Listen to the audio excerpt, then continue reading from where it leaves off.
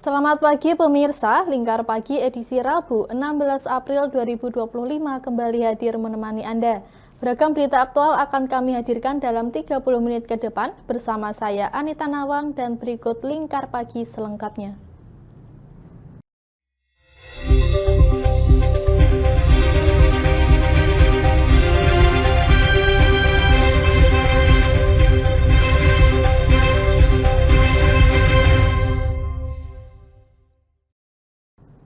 Polres Demak berhasil mengamankan 4 pelaku pengeroyokan saat malam Hari Raya Idul Fitri tahun 2025 yang terjadi di Desa Bonangrejo, Kecamatan Bonang. Pengeroyokan tersebut menyebabkan 1 orang meninggal dunia di lokasi kejadian.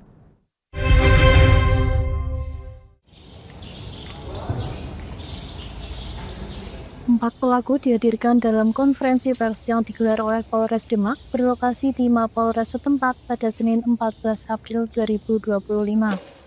Wakapolres Demak, Kompol Satya Adi Nugraha, menyampaikan bahwa kejadian tersebut berawal dari perselisihan antar 2 kelompok pemuda di kedua dukuh di Desa Bonangrejo, yakni Dukuh Jempan dan Panjunan, Kecamatan Bonang, Kabupaten Demak. Saat itu, pada malam terakhir puasa Ramadan, para pemuda Dukuh Panjunan melakukan kegiatan tongtek menggunakan sound horeg. Namun warga Dukuh Jempan melarang kegiatan tongtek yang dilakukan oleh pemuda Dukuh Panjunan untuk melintas di dukuh setempat lantaran dinilai mengganggu. Saat ini, 4 pelaku telah diamankan oleh Polres Demak, diantaranya AF, MD, MINI, dan MI. Sementara 5 orang lainnya masih dalam daftar pencarian orang. Selain itu, polisi juga mengamankan sejumlah barang bukti, diantaranya 8 batu, kayu, dan bambu kurang lebih sepanjang 1,5 meter. Keempat pelaku dijerat pasal 338 KUH Pidana, Jo pasal 55 KUH Pidana, subsidiar pasal 170 KUH Pidana, dengan diancam pidana penjara selama 15 tahun. Membenarkan ada kejadian pada saat malam takbiran. Jadi ada kasus di antara dua pemuda, baik dari Panjunan dan Jempan. Kemudian awalnya malam sebelum hari-harinya itu ada kejadian di mana dari Desa Panjunan itu tidak boleh masuk ke Jempan untuk membangunkan pada saat puasa terakhir. Akhirnya setelah hari berikutnya malam takbiran dari Desa Panjunan itu mencoba untuk klarifikasi kenapa kok kemarin dari Desa Panjunan pemudanya nggak bisa masuk ke Desa Jempan. Akhirnya terjadilah keributan perkelahian di situ. Jadi mungkin karena lebih banyak pemuda yang dari Desa Jempan, karena mau mencoba untuk klarifikasi akhirnya mungkin ke arah Jempan. Dari korbannya berapa dan meninggal berapa? Korbannya sebenarnya ada 5 dari Desa Panjunan. Kebetulan yang meninggal satu, ada yang lain luka-luka. Yang diamankan sekarang berapa dan yang diamankan ada 4 pelaku. Itu juga informasi dari beberapa saksi, memang mereka melakukan. Ada yang pakai pukul, ada yang pakai nanti benda-benda tubuh lainnya gitu. Kita persempit kembali, kita masih ada penelitian untuk penyelidikan, ada sekitar 5 DP yang masuk sebagai daftar pencarian orang. Hingga saat ini, pihak kepolisian masih terus melakukan penyelidikan untuk mengungkap kasus tersebut serta memburu pelaku lainnya. Dari Kabupaten Demak, Burhanuddin Aslam, Lingkar TV melaporkan.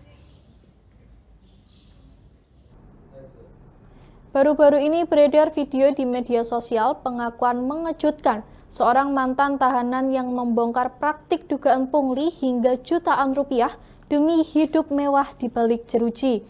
Video tersebut kini menjadi bukti utama dalam penyelidikan program kepolisian Polda Jawa Tengah yang tak hanya menjerat ketiganya dengan sanksi demosi dan mutasi, tetapi juga mencabut hak pendidikan mereka. Contohnya masuk pertama harus bayar kamar. Bayar kamarnya berapa? Bayar kamar pertama 1 juta. 1 juta. Terus kalau mau keluar dari sel harus bayar 25.000, namanya angin-angin. 25.000 angin-angin. Ya, Itu jam 4 sore sampai jam 7 malam. Skandal sel mewah berbayar di Rutan Polda Jateng kini berujung pada penahanan 3 polisi penjaga tahanan oleh bidang profesi dan pengamanan Propam Polda Jawa Tengah. Ketiganya diduga menyulap kewenangan menjadi ladang pungli, menarik bayaran dari para tahanan demi keuntungan pribadi. Sebuah pelanggaran serius terhadap standar operasional yang seharusnya dijaga dengan integritas. 3 oknum anggota polisi penjaga Rutan Polda Jawa Tengah, masing-masing aib to pay, Brib KW, dan Brib KSO, resmi ditahan selama 30 hari ke depan. Ketiganya kini dipindahkan ke pelayanan Mako Polda Jawa Tengah sebagai langkah untuk dilakukan pemeriksaan, menanti pemeriksaan lanjutan yang bisa jadi awal dari tindakan disipliner yang lebih berat. Meski peristiwa dugaan pungli ini terjadi setahun silam, kabar panasnya baru mencuat ke permukaan lewat video viral beberapa hari terakhir. Kabid Humas Polda Jateng menegaskan, waktu tak akan menghapus kesalahan. Bidang profesi dan pengamanan Polda Jawa Tengah tetap memproses kasus pelanggaran SOP rumah tahanan kepada ketiga terduga oknum polisi tersebut. Bid Propam Polda Jawa Tengah intensif untuk melakukan penyelesaian atau melakukan penyelidikan terhadap permasalahan tersebut berkaitan dengan adanya informasi dari netizen yang mengunggah di media sosial.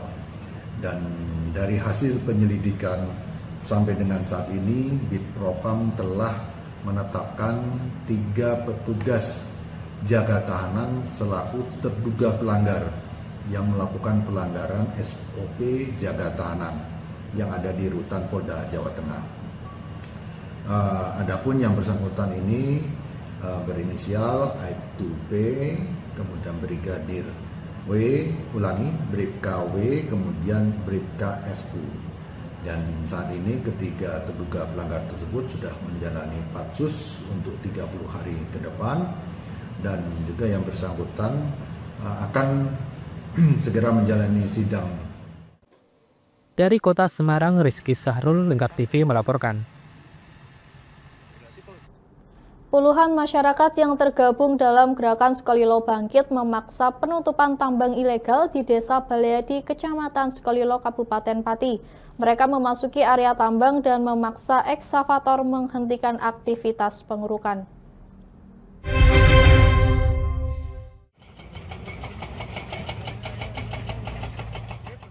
Inilah aksi puluhan massa yang tergabung dalam gerakan Sukolilo Bangkit pada Senin kemarin.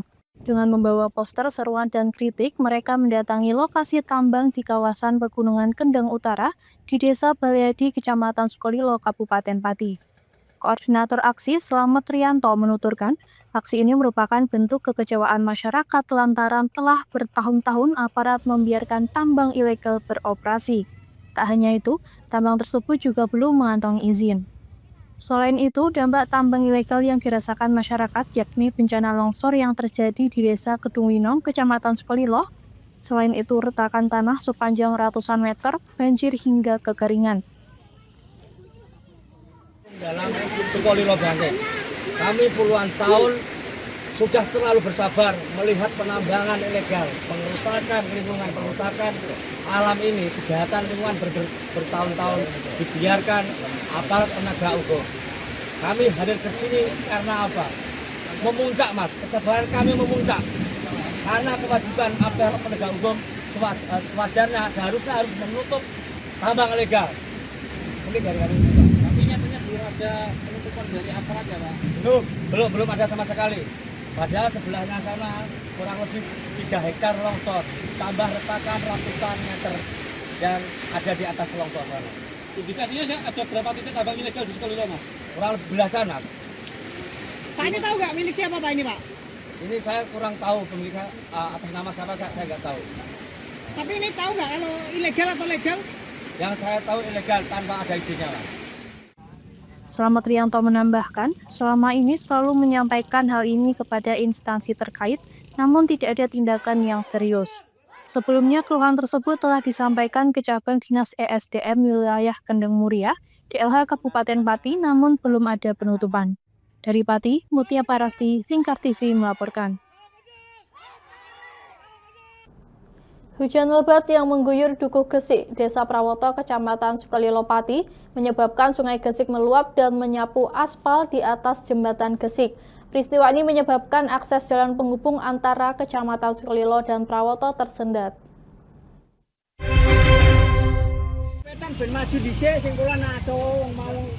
Beginilah kondisi Jalan Sukalilo Prawoto usai diguyur hujan pada Senin 14 April 2025 siang.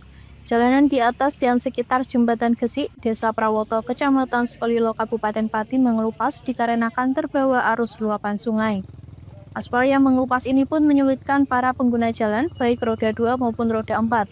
Para pengguna jalan harus bergantian serta berhati-hati ketika melintas dikarenakan tidak meratanya bidang jalan. Salah satu warga Desa Prawoto, Ahmad Syed, menuturkan, peristiwa ini sudah 2 kali terjadi dan merupakan kejadian yang parah. Jalur ini merupakan akses utama Jalan Sukalilo menuju Desa Prawoto serta menuju Kabupaten Kudus. Jam 2. Saat itu gimana Pak? Hujan deras apa gimana? Hujan lebat. Nah, terus? Sungainya banjir apa gimana? Kalau banjir di sini, kalau hujan selalu banjir. Selalu banjir. Jadi tadi saat banjir terus ratanya langsung rusak itu Pak?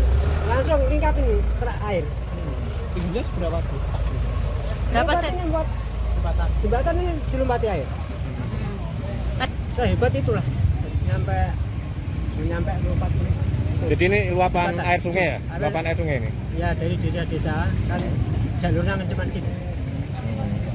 Seluruh desa yang di atas, air itu lewatnya sini semua. Itu sungai apa Pak ya? Enggak, dari desa-desa. Dari desa ya? Kalau ini sungai apa namanya? Ini namanya Gesik. Gesik. Ganggu lah. Itu terutama jembatan itu kalau enggak tinggi. Kalau enggak tinggi mungkin selalu gini terus. Pihaknya berharap pemerintah daerah dapat segera menangani kerusakan jalan serta meninggikan jembatan Gesik agar ketika terjadi luapan air tidak meluap ke jalan. Dari Pati, Mutia Parasti, Lingkar TV melaporkan. Pemirsa, kami akan kembali lagi usai jeda berikut ini. Tetaplah bersama kami.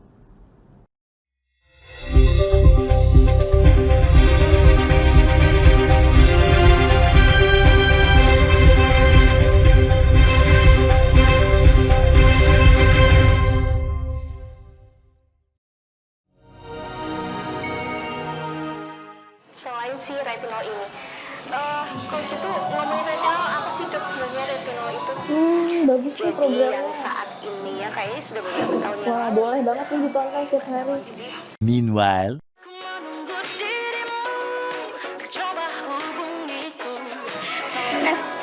Kamu lagi nonton apa sih dari tadi kok apem-apem mulu? Ini loh lagi nonton program Cantik Sehat di Lingkar TV. Bagus banget nih programnya. Oh, ada ya program kayak gitu? Ada loh di programnya di Lingkar TV. Kamu udah tahu kan Lingkar TV? Belum. Kan belum tahu Lingkar TV. Lingkar TV itu TV digital streaming online yang sudah mengantongi izin PSE dari Kominfo dan bisa diakses di HP kalian mestinya. Oh iya? Iya, bagus loh. Coba di-download sekarang. Bentar deh, aku tak coba download dulu. Iya.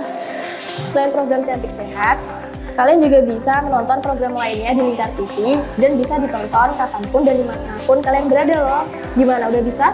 Udah nih, punyaku udah bisa. Punyaku juga udah nih. Wah ya, bagus dong kalau udah download semuanya. Tunggu apa lagi? Sekarang giliran kamu Download aplikasi Lingkar TV di Play Store.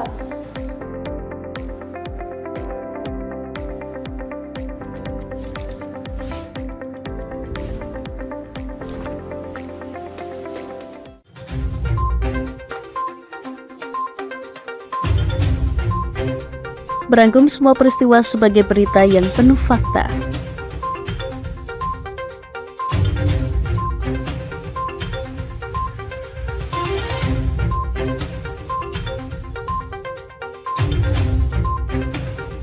Saksikan Jateng hari ini setiap Senin hingga Sabtu hanya di Lingkar TV.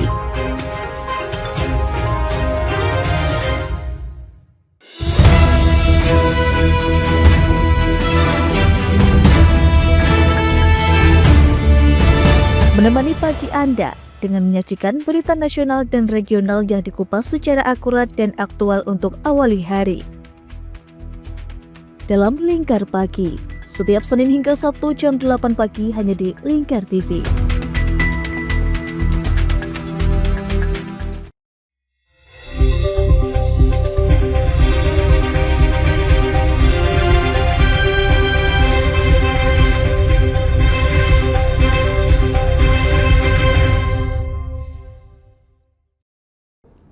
Puluhan mahasiswa yang tergabung dalam Pergerakan Mahasiswa Islam Indonesia atau PMII melakukan aksi demonstrasi di kantor DPRD Rembang. Aksi tersebut dilakukan sebagai respon terhadap isu defisit APBD yang mencuat dengan klaim mencapai lebih dari 200 miliar rupiah.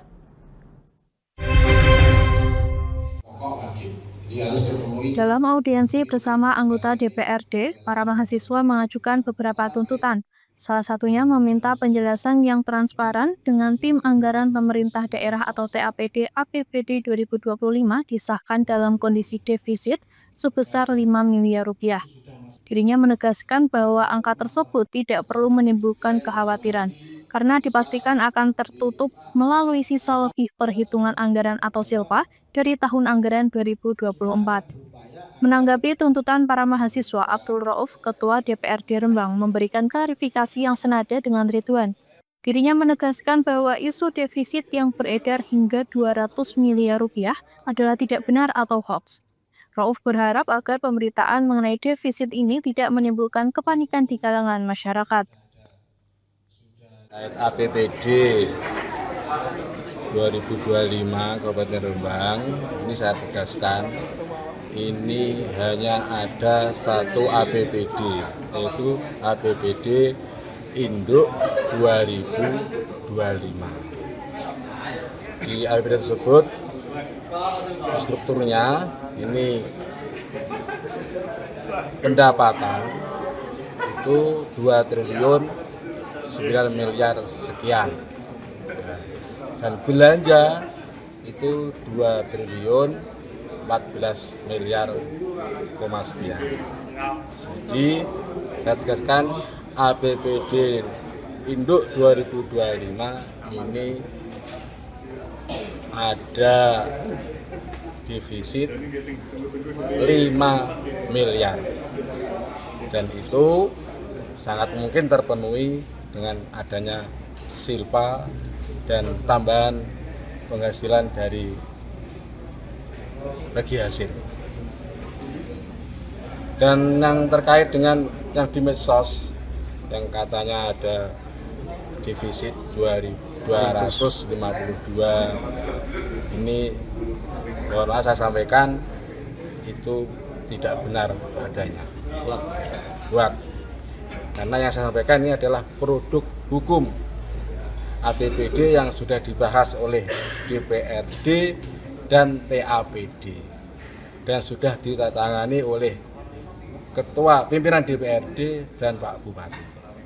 Ini tolong disampaikan ke warga bahwa APBD hanya satu, APBD Induk 2025. Terkait APBD perubahan, ini belum sampai tahapan pembahasan. Rauf menambahkan bahwa transparansi dan kejelasan informasi yang sudah berbadan hukum penting dilakukan agar masyarakat tidak terpengaruh oleh asumsi yang tidak berdasar. Dari Rembang, Fikiryo, Lingkar TV melaporkan. Kritikan keras dari anggota DPRD Rembang, Abdul Muid, terkait carut-marut rekrutmen pegawai pemerintah dengan perjanjian kerja atau P3K. Dirinya pun mendesak adanya langkah konkret dari Bupati baru, Harno, terkait permasalahan tersebut.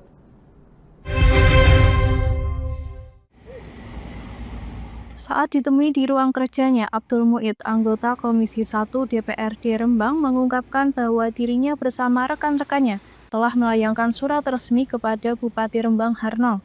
Surat tersebut meminta agar Inspektorat segera menindaklanjuti somasi yang diajukan oleh warga Rembang. Untuk itu, dirinya bersama Komisi 1 ingin transparansi dan kejelasan, sehingga semua pihak yang terlibat dalam carut-marut rekrutmen PPPK diungkap. Abdul Muid menegaskan jika permasalahan ini tidak segera diselesaikan, semua partai yang tergabung dalam Komisi 1, termasuk Demokrat, PDIP dan juga TPP, sepakat untuk membentuk panitia khusus atau pansus. Jadi kami kemarin juga sempat memanas di rapat Komisi 1, beberapa anggota mengusulkan untuk dibentuk pansus ketika memang inspektorat tidak segera menindaklanjuti hal ini. Jadi itu Mas. Oke. Untuk nantinya harapan dari Komisi 1 dalam waktu dekat ini apa Mas? Ya, harapan dari Komisi 1 dalam waktu dekat ini, Komisi 1 mengirimkan surat ke Pak Bupati supaya memberikan tugas kepada inspektorat agar mengusut hal ini sampai tuntas. Kalau memang tidak segera dilakukan, nah sangat mungkin nanti di DPRD ini akan terbentuk pansus.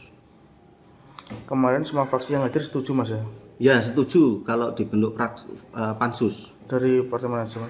Kemarin ada PDI, kemudian saya sendiri P3, kemudian ada Demokrat juga mendorong supaya dibentuk pansus kalau persoalan ini tidak segera ditindaklanjuti. Oke, siap. Terima kasih Mas. Dari Rembang, Vicky Rio, Lingkar TV melaporkan. Ombudsman Jawa Tengah menyambut baik program pemutihan pajak kendaraan dari Gubernur Jawa Tengah Ahmad Lutfi. Untuk mengetahui dan memantau kejadian-kejadian di lapangan, mulai pekan ini Ombudsman Jawa Tengah membuka posko pengaduan di sejumlah titik samsat.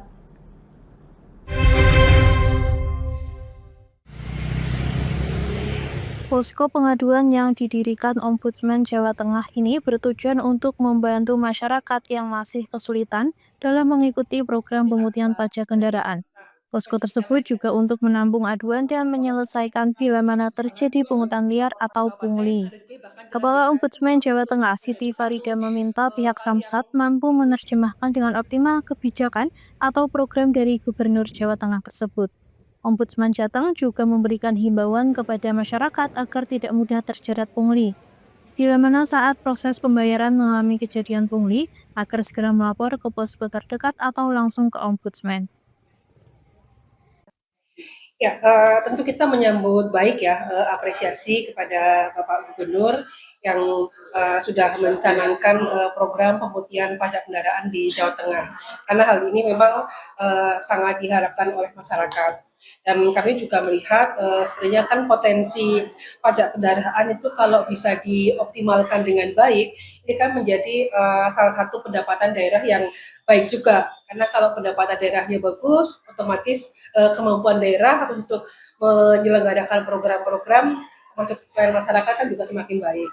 Nah, maka khusus terkait dengan pemutihan pajak kendaraan ini, Ombudsman juga akan mencanangkan pengawasan ke beberapa titik. Nanti kita akan membuka posko di Samsat, memang masih di dalam Kota Semarang. Kami sedang berkoordinasi, pekan depan kita akan turun untuk membuka posko pengaduan. Tapi dalam hal masyarakat mungkin masih ada yang mengalami pungli, masih ada yang mengalami kesulitan, maka kami di Ombudsman siap menerima pengaduan dan juga sekaligus menyelesaikan, karena setiap pengaduan masyarakat itu harus diselesaikan. Dan yang paling prinsip lagi terkait dengan program pemutihan pajak kendaraan ini, harapan besar kita untuk di semua samsat dan juga di petugas-petugasnya mampu menerjemahkan kebijakan Pak Gubernur ini dengan betul-betul memudahkan prosesnya. Jadi prosesnya juga mudah dan juga cepat. Jadi kalau mudah dan cepat otomatis kan lebih murah. Nah, yang jadi kadang-kadang tantangan kita adalah bahwa masyarakat kadang masih merasa ini kok belum mudah ya, masih sulit nih. Atau masyarakat juga masih merasa ini lambat, tadi diceritakan masih tidak cepat. Nah, sehingga ketika belum mudah, belum murah dan belum cepat, maka akhirnya tadi masyarakat masih berspekulasi lagi. Wah, jangan-jangan masih harus menggunakan pihak ketiga atau kita kenal katakanlah perantara. Nah, maka penting sekali program ini disampaikan kepada masyarakat bahwa membayar pajak kendaraan sendiri itu mudah, cepat, dan pastinya murah. Nah, ini tantangan kita bersama. Dan salah satu tujuan dari pengawasan Ombudsman adalah tadi memastikan agar pelayanan ini betul-betul mudah, murah, dan cepat. Di posko itu masyarakat bisa melaporkan. Betul, bisa melaporkan. Nah, sebelum kami membuka posko pun masyarakat bisa menyampaikan laporan melalui akun medsos kami atau melalui WA Center yang nanti tolong disampaikan ya 0811 998 3737. Nah, ini kemarin sudah ada masyarakat yang menyampaikan laporan ke Ombudsman untuk pelayanan di Samosir Tegal. Kalau yang keluar sementara di Ya masih sifatnya umum ya, masih kami dalami, tapi intinya dari pelapor masih menyampaikan adanya kendala dan kesulitan. Dari Kota Semarang, Rizky Syarul, Lingkar TV melaporkan. Beberapa hari ini Kota Semarang sedang dilanda cuaca ekstrim, di mana seringkali cuaca berubah-ubah dari pagi hingga sore. Kondisi ini pun memicu berbagai penyakit ringan.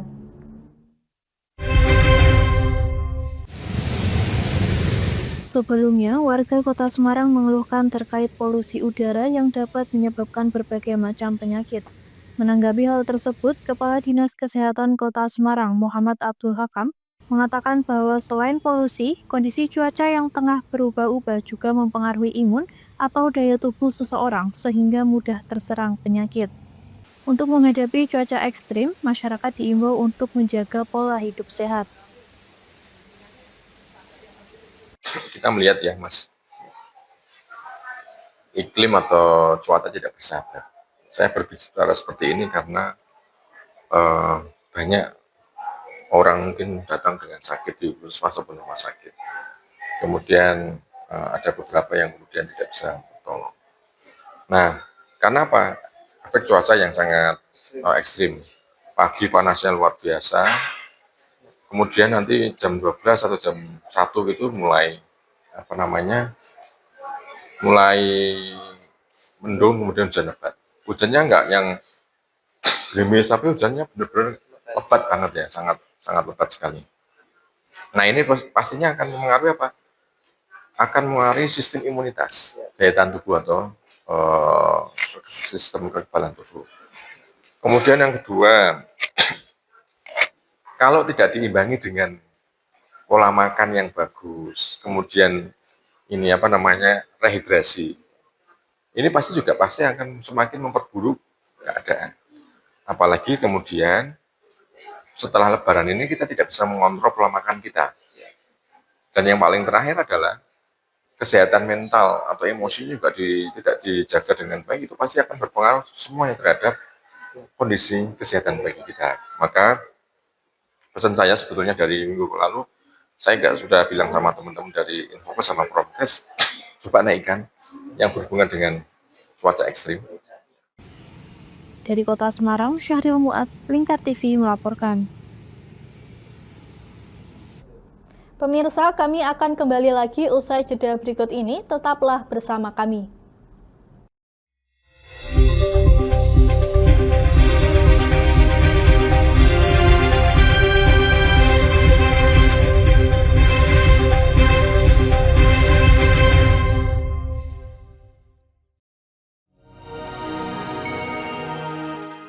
Selain si retinol ini, kalau gitu ngomongin retinol, apa sih dok sebenarnya retinol itu? Bagus nih programnya. Yang saat ini ya kayaknya sudah beberapa tahun yang Wah, boleh banget nih ditonton setiap hari. Meanwhile,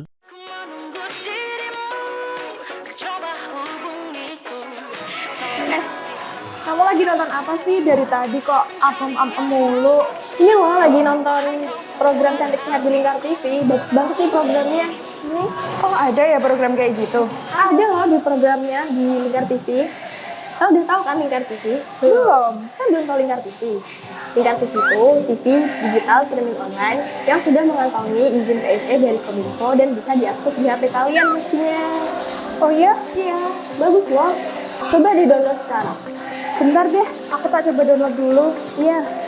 Selain program Cantik Sehat, kalian juga bisa menonton program lainnya di Lingkar TV dan bisa ditonton kapanpun dan dimanapun kalian berada loh. Gimana, udah bisa? Udah nih, punya aku udah bisa. Punya aku juga udah nih.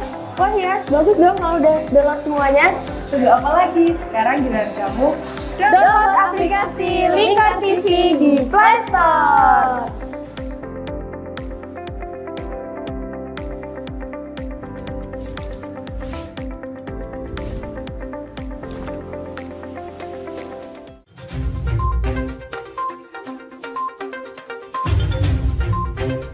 Merangkum semua peristiwa sebagai berita yang penuh fakta.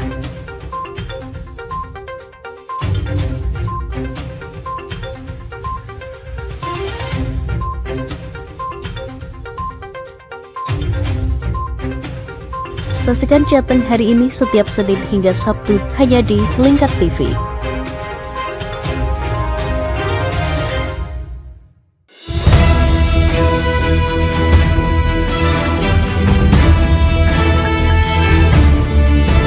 Menemani pagi Anda dengan menyajikan berita nasional dan regional yang dikupas secara akurat dan aktual untuk awali hari. Dalam Lingkar Pagi, setiap Senin hingga Sabtu jam 8 pagi hanya di Lingkar TV.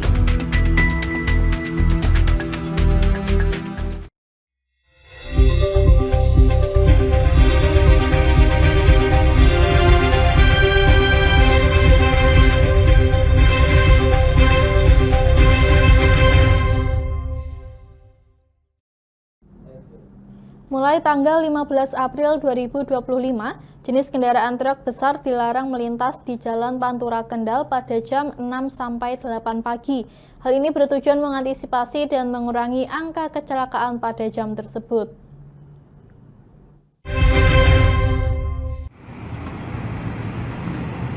Sosialisasi dilaksanakan di jalur Pantura exit tol Weleri oleh petugas Dishub, Satlantas Polres Kendal, TNI dan Satpol PP. Truk angkutan barang yang melintas dari arah barat dihentikan petugas dan diberikan sosialisasi serta diimbau agar menunggu dan parkir di bahu jalan sepanjang jalan arteri Weleri atau diarahkan masuk jalan tol. Kepala Dinas Perhubungan Kabupaten Kendal Muhammad Eko menjelaskan, kegiatan pembatasan operasional angkutan barang ini dilaksanakan berdasarkan surat rekomendasi dari Kementerian Perhubungan tertanggal 24 Maret 2025 perihal rekomendasi kegiatan manajemen dan rekayasa lalu lintas jalan. Sesuai rekomendasi dari Kementerian Perhubungan, mulai 15 April 2025 dilakukan pengaturan pembatasan operasional angkutan barang. Berdasarkan surat tersebut, mulai jam 6 pagi sampai jam 8 pagi, angkutan barang tidak boleh melintas atau kita batasi melintasi di Jalan Nasional Pantura Kendal. Untuk itu, bagi yang akan melanjutkan perjalanan diminta masuk melalui gerbang tol Weleri. Jadi sesuai dengan rekomendasi dari Kementerian Perhubungan, mulai hari ini kita lakukan pengaturan pembatasan operasional angkutan barang.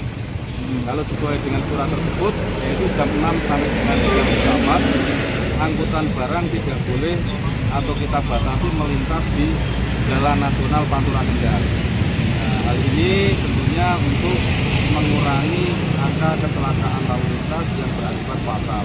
Karena di jam-jam sibuk pagi tersebut banyak anak sekolah yang menggunakan kendaraan roda 2 dan sebagaimana kita tahu Jalan Nasional Pantura Kendal itu tidak ada jalur khusus untuk sepeda motor sehingga lalu lintasnya mix antara kendaraan besar maupun sepeda motor. Dan ini tentunya kalau terjadi laka lantas akan menimbulkan fatalitas yang tinggi atau sampai tinggi. Kita evaluasi tiap hari, harapan kami tentunya ini 15 hari ke depan itu kesadaran para supir, para pengusaha angkutan barang atau informasi ini setidaknya sudah tersampaikan ke semua pengemudi maupun pengusaha angkutan barang sehingga nanti akan membuka kesadaran untuk tidak melintas pada jam-jam pagi.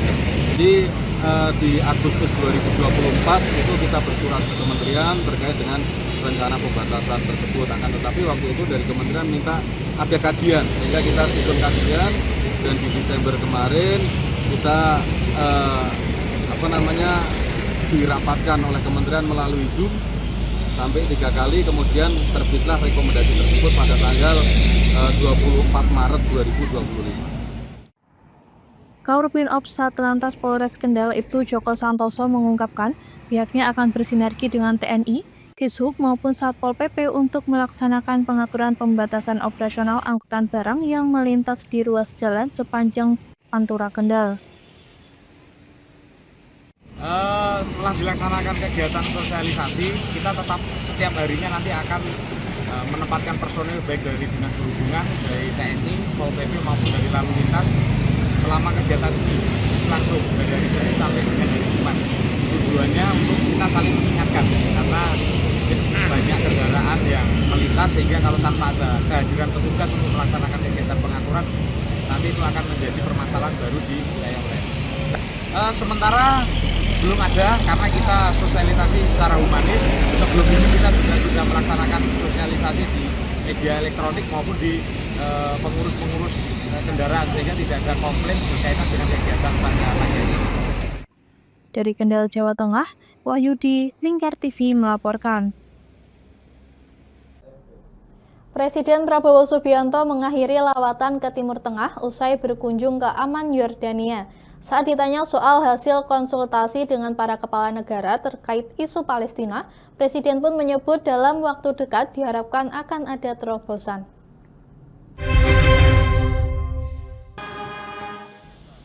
Rampung sudah lawatan Presiden Prabowo Subianto ke Timur Tengah usai mengakhiri kunjungan resmi di Amman, Yordania. Demikian pula konsultasi dengan para kepala negara Uni Emirat Arab, Mesir, Qatar, Turki, dan Yordania terkait respons terhadap situasi kemanusiaan di Palestina. Dalam wawancara dengan media yang turut meliput kegiatannya di Amman, Senin 14 April, Presiden Prabowo mengatakan akan ada terobosan oleh Indonesia dalam sikap membela Palestina. Menurutnya, pembicaraan dengan para kepala negara telah memberikan pembaruan informasi yang jernih. Alhamdulillah ya, kita dapat update yang jernih. Kita berharap mungkin dalam waktu dekat akan ada terobosan ke arah yang baik. Tentunya kita harus menghitung dan membela kepentingan semua pihak, terutama kepentingan rakyat Palestina. Usai mengakhiri kunjungannya, Presiden bertolak dari Bandara Militer Marka Amman, Yordania, dan dijadwalkan untuk langsung menuju tanah air. Gold Coast International Ferry Terminal Bengkong Kota Batam, Kepulauan Riau telah diresmikan oleh Menteri Koordinator Bidang Infrastruktur dan Pembangunan Wilayah Agus Harimurti Yudhoyono. Terminal internasional baru tersebut diharapkan dapat meningkatkan konektivitas di bidang pariwisata mancanegara, khususnya di Kota Batam. Menteri Koordinator Bidang Infrastruktur dan Pembangunan Wilayah Agus Harimurti Yudhoyono (AHY) meresmikan Gold Coast International Ferry Terminal Bengkong pada Senin 14 April di Kota Batam, Kepulauan Riau. Peresmian dilakukan bersama perwakilan Kementerian Perhubungan, Kapolri, serta Gubernur Kepri dan Wali Kota Batam. AHY mengatakan dengan hadirnya terminal feri internasional tersebut akan meningkatkan konektivitas di bidang pariwisata dengan kedatangan turis mancanegara ke Batam dan sekitarnya, serta membawa banyak pengaruh terhadap kehidupan masyarakat sekitar. Dan tentunya kita berharap dermaga ini bisa benar-benar optimal untuk meningkatkan pertumbuhan ekonomi sekaligus membuka lapangan pekerjaan.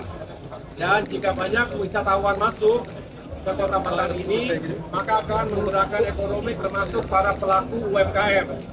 Sehingga Kota Batam bukan hanya menjadi kota industri, manufaktur, tapi juga semakin meningkat pariwisata dan industri kreatifnya, termasuk UMKM. AHY juga mengapresiasi PT Aneka Sarana Sentosa yang telah menghadirkan Gold Coast International Ferry Terminal Bengkong sebagai pelabuhan internasional kelima di Kota Batam. Saat ini tercatat sebanyak 25 pelabuhan domestik serta 8 pelabuhan internasional yang tersebar di Provinsi Kepulauan Riau.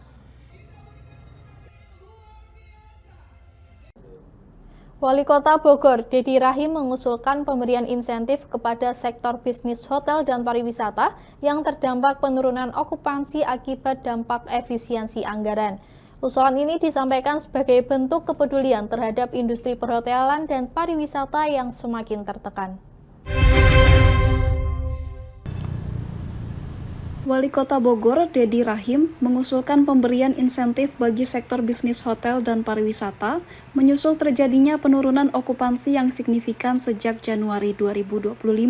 Hal tersebut disampaikan Dedi saat berdiskusi dengan Perhimpunan Hotel dan Restoran Indonesia, PHRI Kota Bogor, di Balai Kota setempat, Jawa Barat, pada Senin 14 April. Dedi menuturkan, berdasarkan laporan yang diterima, tingkat hunian hotel pada bulan Maret hanya mencapai 28,9%, jauh lebih rendah dibandingkan tahun-tahun sebelumnya. Tadi sudah menyampaikan bahwa ada kemungkinan kita memberikan juga insentif, apakah terkait dengan penundaan pembayaran atau menghapuskan denda dan lain sebagainya. Itu langkah-langkah yang akan kita ambil.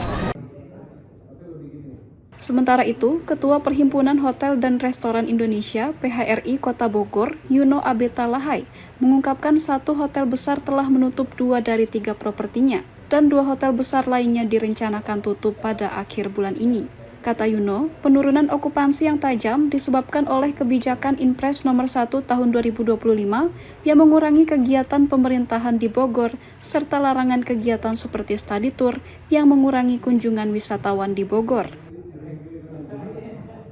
Pertama adalah tentu nomor 1 adalah tentang dampak Inpres nomor 1 2025 tentang efisiensi yang faktanya yang tadinya kita pikir kita cuma kehilangan 50% bisnis dari sisi government, nyatanya sampai hari ini itu 0. Jadi nggak ada meeting kementerian dan lembaga yang jalan di Kota Bogor. Mungkin ada beberapa yang baru mulai di hari ini.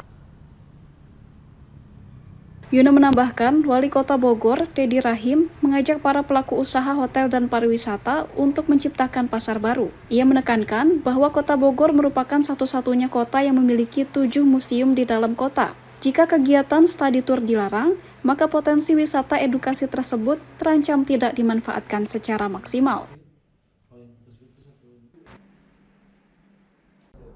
Pemirsa, kami akan kembali lagi usai jeda berikut ini. Tetaplah bersama kami.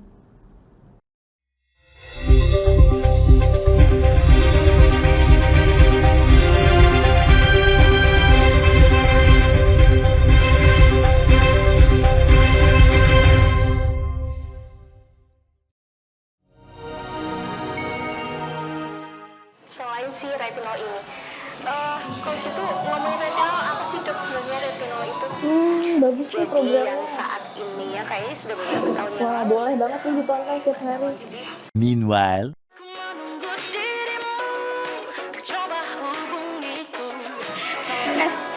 Kamu lagi nonton apa sih dari tadi kok apem-apem mulu? Ini loh lagi nonton program Cantik Sehat di Lingkar TV. Bagus banget nih programnya. Oh, ada ya program kayak gitu? Ada loh di programnya di Lingkar TV. Kau udah tahu kan Lingkar TV? Belum. Kan belum tahu Lingkar TV. Lingkar TV itu TV digital streaming online yang sudah mengantongi izin PSE dari Kominfo dan bisa diakses di HP kalian mestinya. Oh iya? Iya, bagus loh. Coba di-download sekarang.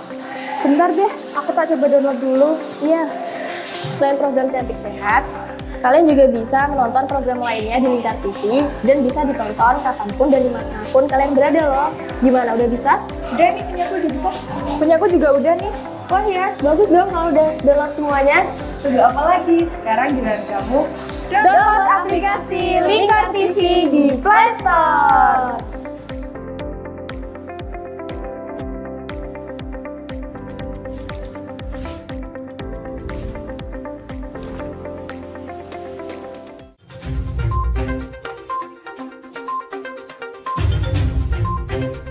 Merangkum semua peristiwa sebagai berita yang penuh fakta.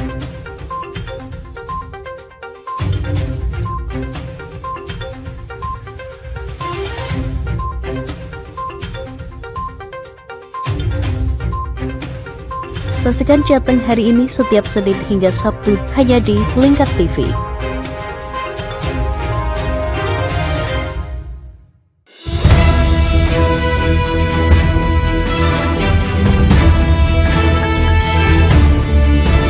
Menemani pagi Anda dengan menyajikan berita nasional dan regional yang dikupas secara akurat dan aktual untuk awali hari. Dalam Lingkar Pagi, setiap Senin hingga Sabtu jam 8 pagi hanya di Lingkar TV.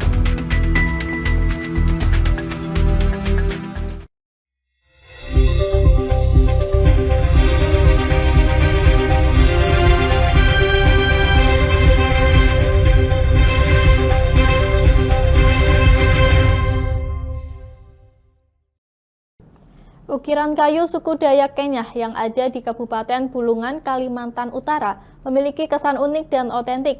Ukiran ini telah diekspor ke luar negeri seperti Thailand, Amerika, bahkan hingga Belanda.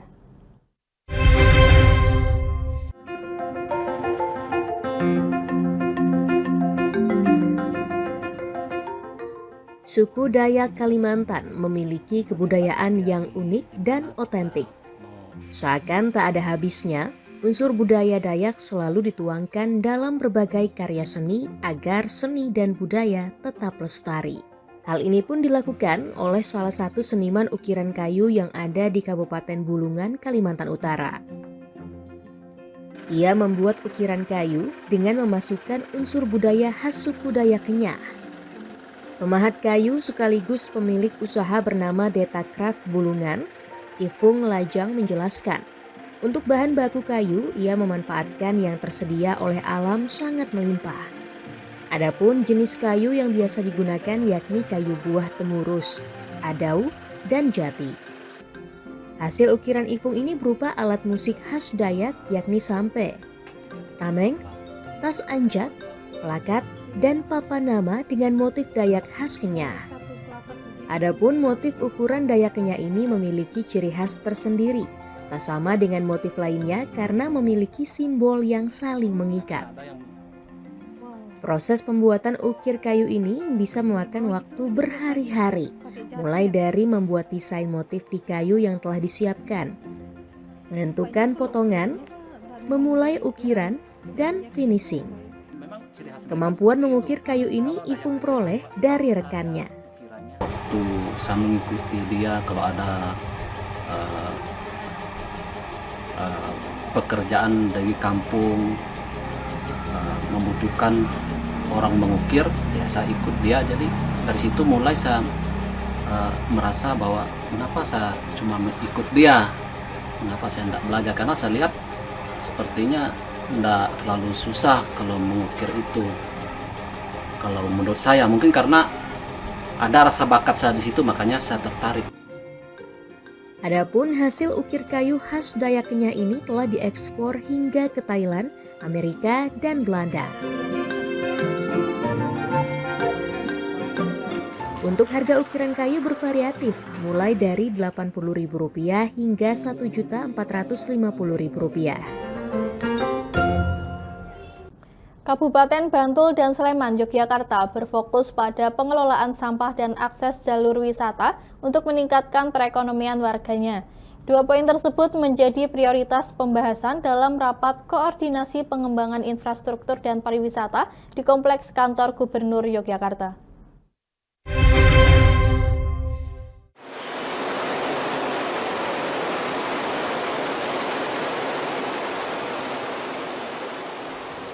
Kabupaten Bantul, Daerah Istimewa Yogyakarta, di tahun 2025 berkonsentrasi pada pengelolaan sampah. Kabupaten yang terletak paling selatan di DIY itu menjadi muara pengelolaan sampah dari kota dan kabupaten tetangga, yaitu Yogyakarta dan Sleman. Bupati Bantul, Abdul Halim Musli, saat ditemui usai rapat koordinasi pengembangan infrastruktur dan pariwisata bersama Sri Sultan Hamengkubuwono X di Kompleks Kantor Gubernur DIY Senin 14 April mengatakan sampah dari kota Yogyakarta pada akhirnya akan dikelola di luar, salah satunya di Kabupaten Bantul, dan Bantul telah menyiapkan fasilitas Intermediate Treatment Facility ITF Bauran yang mampu mengelola sampah sebanyak 333 ton per hari. Jadi pada akhirnya nanti semua sampah di kota itu akan dikelola di luar kota, diantaranya di Bantul. Ya, mungkin kalau soal ini Anda bisa bertanya Pak Wali Kota, tapi yang dikelola di Bantul itu cukup besar. Dari kota itu mungkin yang paling dominan sampah kota itu dikelola di Bantul. Membantu berapa terakhir Pak? Ya kira-kira sampai kapasitas kita ya kira-kira sampai 100 ton per hari. Sementara itu, Kabupaten Sleman masih memprioritaskan pengembangan pariwisata di lereng Merapi. Salah satunya dengan perbaikan jalan menuju destinasi wisata yang tersebar di lereng Merapi. Sleman sendiri sebelum pandemi COVID-19 menganggarkan perbaikan jalan 145 miliar rupiah per tahun. Namun di tahun ini mengalami efisiensi menjadi 42 miliar rupiah. Karena ini menjadi prioritas, nanti masalah anggaran ini akan kita coba kita utik lagi lah untuk bisa menyelesaikan terkait dengan jalan ini. Mana yang memang menjadi prioritas, mana yang tidak, yang perusahaannya memang ini sangat urgent harus kita dahulukan mana, ya ini akan kita utik lagi. Ada seperti itu. Yang menjadi fokusnya mungkin daerah lereng Merapi ini Turi Tempel, Bangjo, Sedokan ke utara itu sampai Wonokerto, nah Sembung itu juga saat ini kan baru kita tambal. Di wilayah selatan, pemerintah daerah istimewa Yogyakarta juga memprioritaskan pengembangan pantai selatan di bidang pariwisata, serta pengembangan dermaga pendaratan ikan untuk bidang pembangunan infrastruktur dan ekonomi.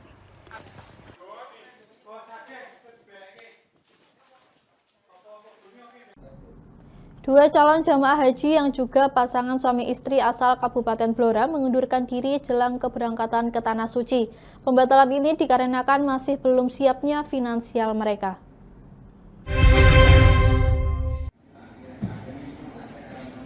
Menjelang keberangkatannya ke Tanah Suci, sebanyak 2 jamaah calon haji asal Kabupaten Blora mengundurkan diri. Sementara 3 calon jamaah belum melakukan pelunasan biaya keberangkatan. PLT Kasih Haji dan Umroh Kemenak Blora Abdul Majid Sulaiman mengatakan 2 jemaah yang membatalkan merupakan warga Kecamatan Cepu berstatus suami istri. Batas akhir pelunasan pembayaran haji akan dilakukan pada tanggal 17 April mendatang. Jika hingga batas akhir tersebut jemaah calon haji belum melakukan pelunasan, maka akan dinyatakan gugur. Pada musim haji tahun ini, Pemkab Blora menerima kuota sebanyak 589 orang. Rencananya, jamaah calon haji tersebut akan tergabung dalam kloter 57, 58, dan 59 yang akan berangkat pada 18 Mei mendatang. Alhamdulillah untuk jamaah haji Kabupaten Blora tahun berangkat 2025 ini kita dapat kuota 589 calon jamaah haji. Terus untuk yang melunasi tahap pertama ini sudah 508 orang calon jamaah haji. Terus untuk tahap yang kedua sudah 51 orang calon jamaah haji. Yang belum melunasi sampai saat ini masih ada 5 orang. Tahap kedua nanti ditutup tanggal 17 April 2025. Pak, ada yang sudah terkonfirmasi itu ada yang mengundurkan diri penundaan, ya, dari penundaan, yang ada 3 itu belum konfirmasi seperti itu. Kita masih menunggu nanti sampai tanggal 17.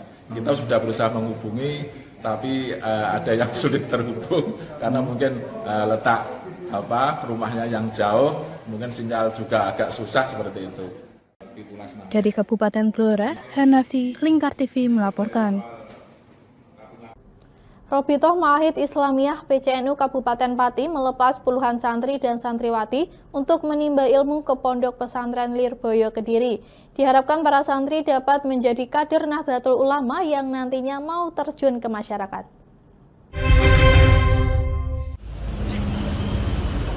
Sebanyak 95 santri dan santriwati dilepas Robitoh Ma'ahid Islamiyah PCNU Kabupaten Pati menuju Pondok Pesantren Lirboyo Kediri, Jawa Timur untuk menimba ilmu. Pelepasan santri ini rutin dilakukan sejak tahun 2020 dan selalu konsisten hingga kini. Ketua PCNU Kabupaten Pati, Kiai Haji Yusuf Hashim menuturkan bahwa para santri diharapkan nantinya bisa menjadi tokoh ulama dan mau terjun ke masyarakat, serta turut berpartisipasi dalam berbagai kegiatan Nahdlatul Ulama. Ini sudah berjalan ya, jadi setelah para santri nanti menyelesaikan pendidikannya di pesantren Lirboyo dan juga dari alumni-alumni pesantren lain, kami mohon untuk langsung ikut berkhidmat di Jamiah Nahdlatul Ulama. Meskipun tidak menjadi pengurus, tetapi ikut berjuang, berkhidmat di Nahdlatul Ulama. Ini yang terpenting karena NU itu awalnya cikal bakalnya adalah dari pesantren. Maka kalau para santri menyelesaikan pendidikan, kami berharap ikut berpartisipasi mensupport seluruh kegiatan-kegiatan Jamiah Nahdlatul. Sementara itu, Ketua Robitoh Ma'ahid Islamiyah PCNU Kabupaten Pati, Kyai Haji Muhammad Riwaudin menuturkan, pemberangkatan 20 santri putri dan 75 santri putra ini berkolaborasi dengan Himpunan Alumni Santri Lirboyo dan Pondok Pesantren Lirboyo Kediri. Perjalanan bersama RMI ada sekitar 95 dan nanti saya dan teman-teman RMI akan mengantarkan langsung untuk sowan kepada beberapa masyayikh Lirboyo. Secara umum berharap kepada teman-teman yang masih mondok di luar Pati, khususnya di Santri Lirboyo ya, yang hari ini kita berangkatkan, harapan kita pulang nanti menjadi orang-orang yang betul-betul berguna dan bisa membangun Pati menjadi daerah yang baldatun thayyibatun warabun ghafur. Dari Pati, Mutia Parasti, Lingkar TV melaporkan. Pemirsa, demikian Lingkar Pagi kali ini. Jangan lupa saksikan Lingkar Siang setiap hari Senin sampai Sabtu pukul 13 waktu Indonesia Barat hanya di Lingkar TV. Saya Adita Nawang mewakili kru yang bertugas pamit undur diri. Selamat pagi dan selamat beraktivitas.